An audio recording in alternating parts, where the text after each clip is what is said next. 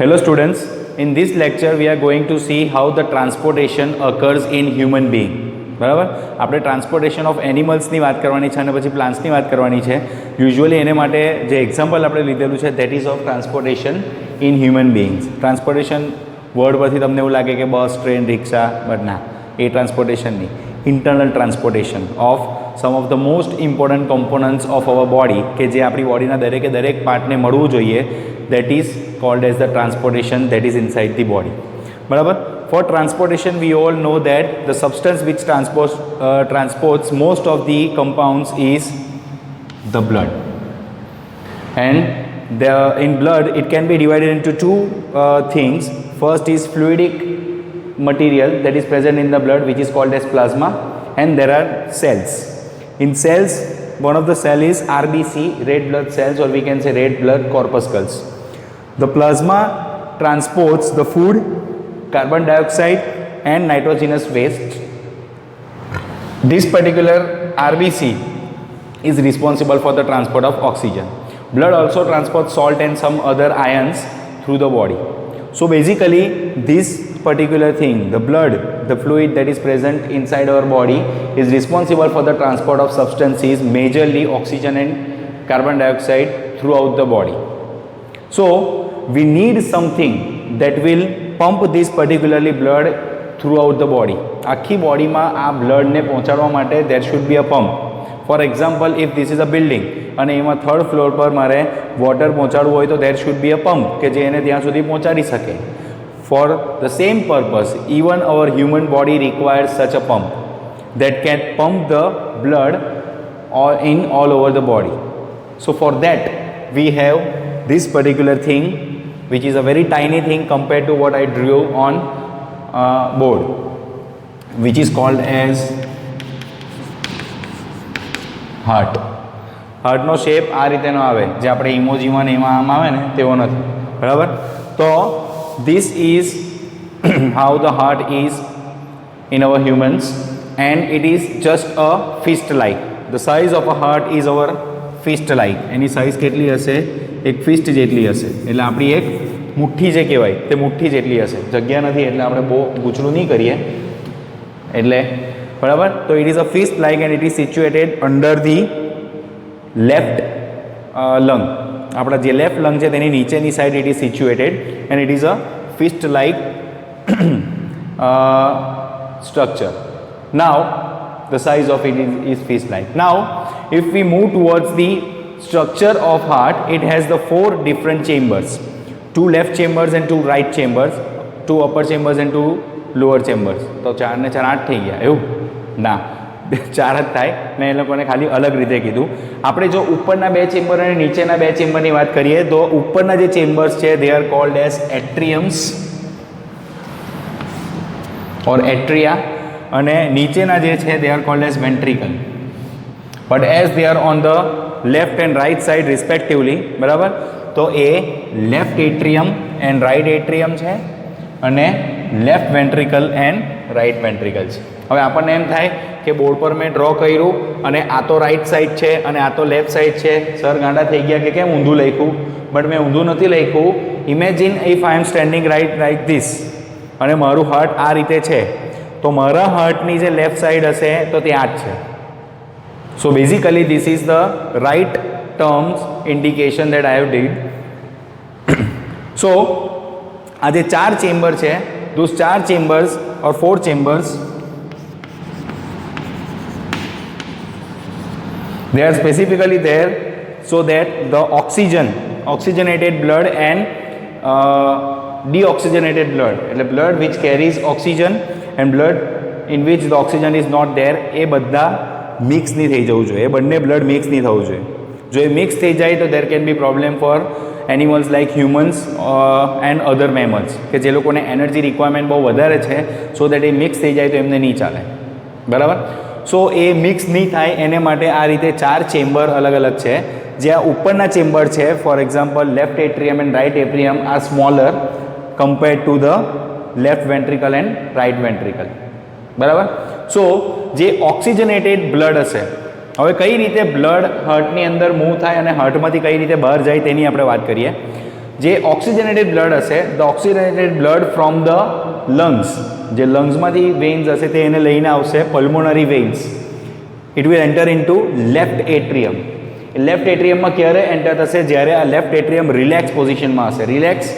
Relaxation and contraction, relaxation and contraction, આ વસ્તુ ધ્યાન રાખજો. You all know these two terms, that how a substance is relaxed and how a substance is contracted. બરાબર? So when this left atrium is relaxed, જ્યારે relax પોઝિશનમાં હશે, the oxygenated blood will enter through pulmonary veins in left atrium. બરાબર? પછી આ જે left એટ્રિયમ છે તે કોન્ટ્રાક્ટ કરશે. હવે આ કોન્ટ્રાક્ટ કરે તો એની અંદરનું જે બ્લડ હશે તો તે બ્લડે બહાર જવું પડે કશે આ પર્ટિક્યુલર જગ્યાએથી. તો હવે એ વન વે વાલ્વ થ્રુ અહીંયા આવે, બીજી કોઈ જગ્યા નથી એની પાસે જવાની, એટલે એ ક્યાં આવશે? નીચે આવશે. ક્યાં આવશે? લેફ્ટ વેન્ટ્રિકલમાં. બરાબર? લેફ્ટ વેન્ટ્રિકલમાં આવી ગયું. પછી લેફ્ટ વેન્ટ્રિકલ પોતે પાછી કોન્ટ્રાક્ટ થાય. બરાબર? કોન્ટ્રાક્ટ થઈને અહીંયાથી, જો તમે આ જોઈ શકો છો કે અહીંયાથી આવી રહી આ જે ટ્યુબ છે એઓર્ટા, તેના થ્રુ એ પછી આખી બોડીમાં જાય. પાછું એકવાર હું તમને રિપીટ કરું. The oxygenated blood from lungs comes through pulmonary veins into the left atrium when the left atrium is in relaxed condition. A relaxed conditionમાં હશે. Then the atrium will contract. A contract થશે એટલે એની પાસે જે blood છે એના પર pressure આવે ને એને કશે જવું પડે. So that blood will flow through into left ventricle. Left ventricle જે છે તે લેફ્ટ વેન્ટ્રિકલ પાછું કોન્ટ્રાક્ટ થશે and then it will send to through aorta into whole body. So important thing is that the walls here, આ જે walls છે અથવા અહીંયાની જે વોલ્સ છે, they are much thicker than compared to walls of atria, because કે આ લોકોએ આખી બોડીમાં મોકલવાનું હોય, આણે આખી બોડીમાં બ્લડ મોકલવાનું છે, તો એના જે મસલ્સ છે તે સ્ટ્રોંગ હોવા જોઈએ, એટલે એની જે વોલ છે that is thicker compared to the atria. Now આખી બોડીમાં જતું રહ્યું, so all the organs and all the tissues of the body will get the oxygenated blood, but in return those organs will give carbon dioxide to the blood. So those deoxygenated blood એને કહેવાય in proper term. The deoxygenated blood will flow through vena cava. There are two vena cavas.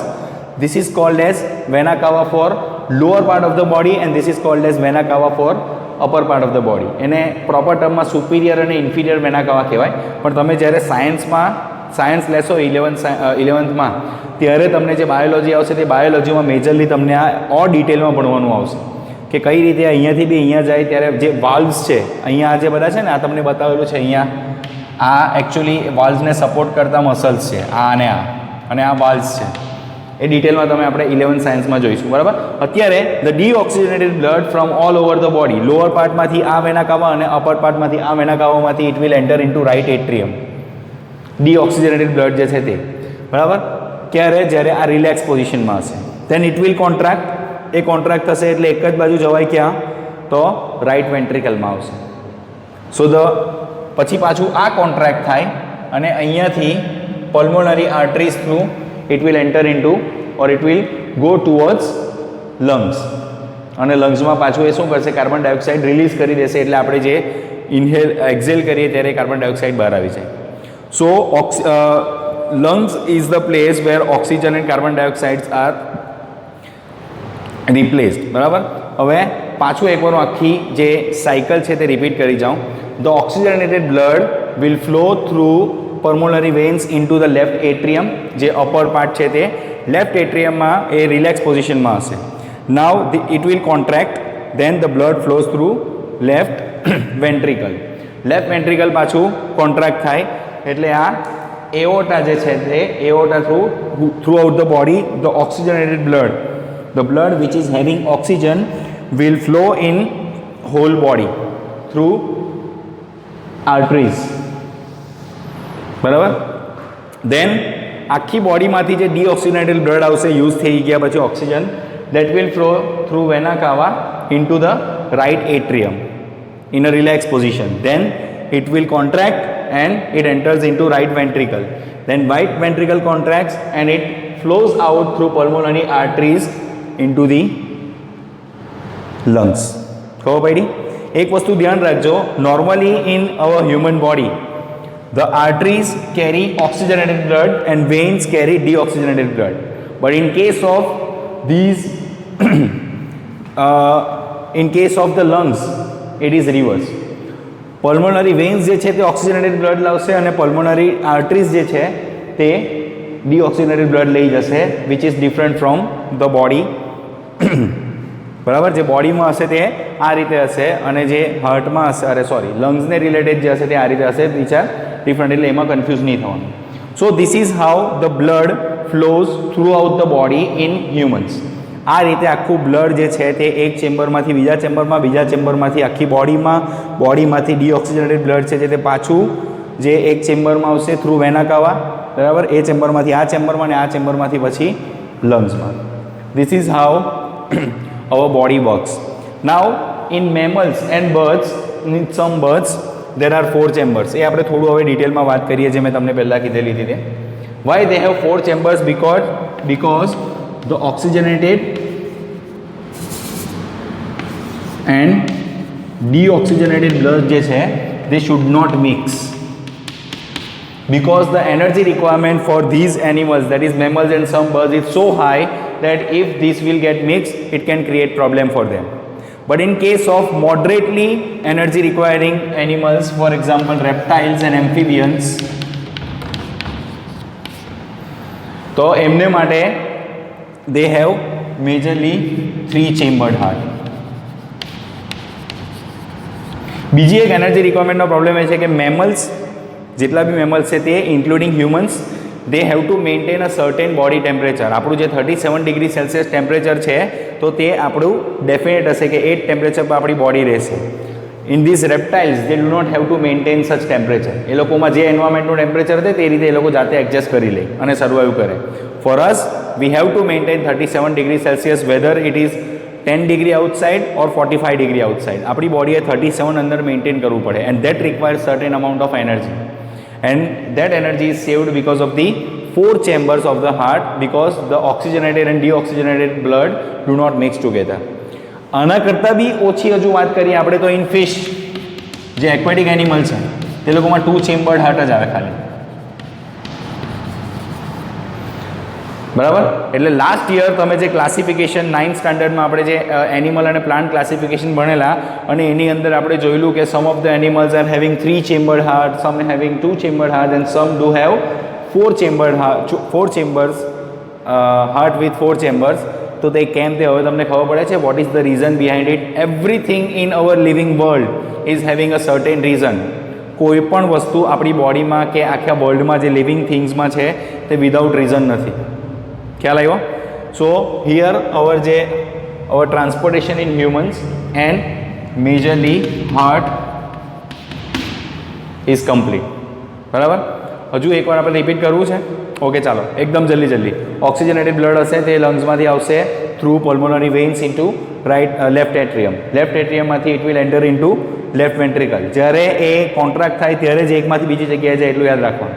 બરાબર, આ relax હશે ત્યારે આવશે, contract થાય અહીંયા આવે, આ રિલેક્સ હશે ત્યારે, પછી આ કોન્ટ્રાક્ટ થાય ત્યારે બહાર જાય. બરાબર, એઓર્ટા થ્રુ બધી આખી બોડીના પાર્ટને મળે deoxygenated blood from lower part આ વેના કાવામાંથી, અને પછી આ વેના કાવામાંથી એન્ટર થશે ઇન રાઇટ એટ્રિયમ.